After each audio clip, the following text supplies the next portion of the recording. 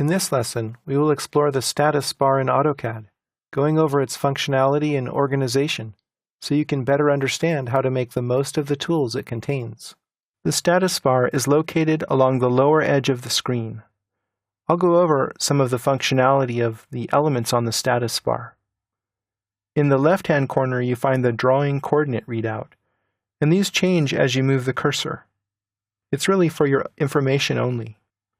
This area here has a series of toggles that allow you to turn on and off various modes. Each one of the toggles has its own context menu. Infer Constraints mode allows you to create constraints as you draw geometry. AutoCAD will automatically determine if lines are coincident. For example, it will create a coincident constraint where the 2 points of the lines touch. Or it will create a constraint when you draw parallel lines, for example. I'll toggle that off. Snap mode allows you to create a behavior that snaps objects to specific locations in space based on a grid. You can control how that works by right-clicking and choosing Settings. Here we have Snap On, and we also learn here that we can press the F9 key to toggle this particular setting on or off. You can set the spacing right here for snap, and you can control the way that it works down here. Grid display can be toggled on or off with the F7 key, or you can click here to turn it off or on. Again, right-click, go to Settings, and you're brought back to that same tab where you can control the grid setting information.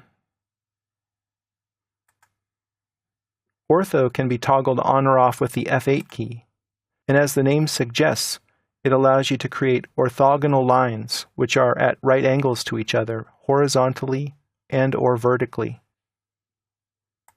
Polar tracking is similar to ortho, but it allows you to create alignments on angles other than 90 degrees.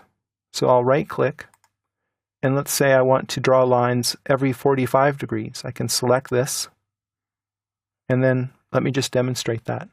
I'll draw a line from some arbitrary point, and you can see that I can draw it at a 45-degree angle, or a 0-degree angle, or a negative 45-degree angle, which is equivalent to a 315-degree angle, and so on. Notice how the cursor is kind of jumping? That's because of snap. I'm snapping to specific grid points here. If I turn off snap, you see that that jumping behavior is gone, and I can click anywhere.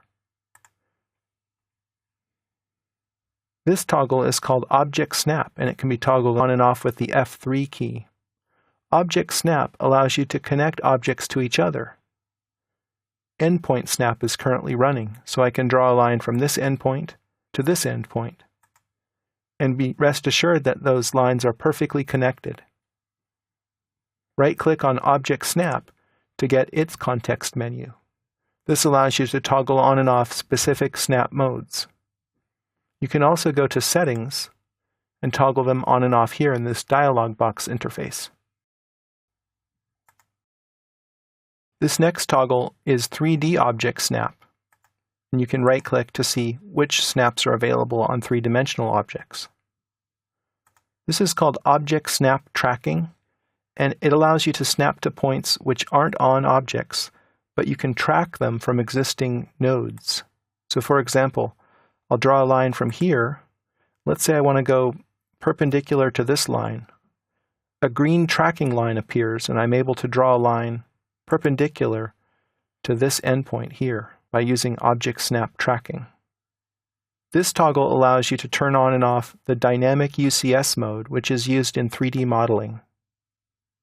This toggle is for dynamic input, and this allows you to see prompts in the drawing window. You see it says Specify First Point right there on the screen. This is an example of dynamic input. When this is off, I don't see that information by the cursor. This toggle allows you to show or hide line weight on screen, and this toggle allows you to turn on and off transparency on screen. This toggle enables quick properties. So if I click on an object, it gives me some quick properties related to that object on screen.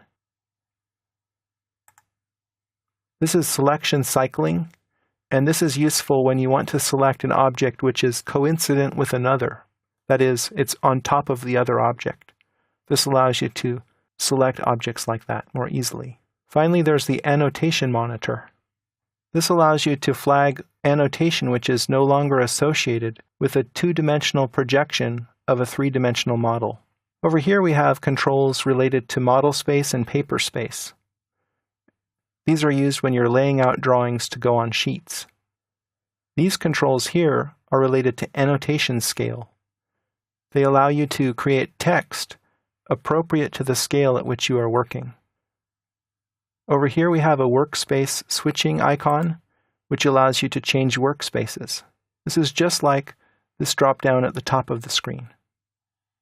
It has the same functionality. This allows you to lock certain user interface elements. If you have the interface just as you like, with your palettes and toolbars in the right place, you might want to lock them so that you don't inadvertently move them. This indicates that hardware acceleration is on. This is part of the graphics card, and it's useful for 3D modeling. This control allows you to isolate specific objects. It turns off all the other objects so you can focus on what you need to do, and then you can go back and turn everything back on. Finally, this button in the corner is Clean Screen Mode, and you press Ctrl-0 to get out of it. So I'll click here. I go into Clean Screen Mode so that the ribbon interface is hidden. I pressed Ctrl-0 to get out of Clean Screen Mode and return to the regular interface.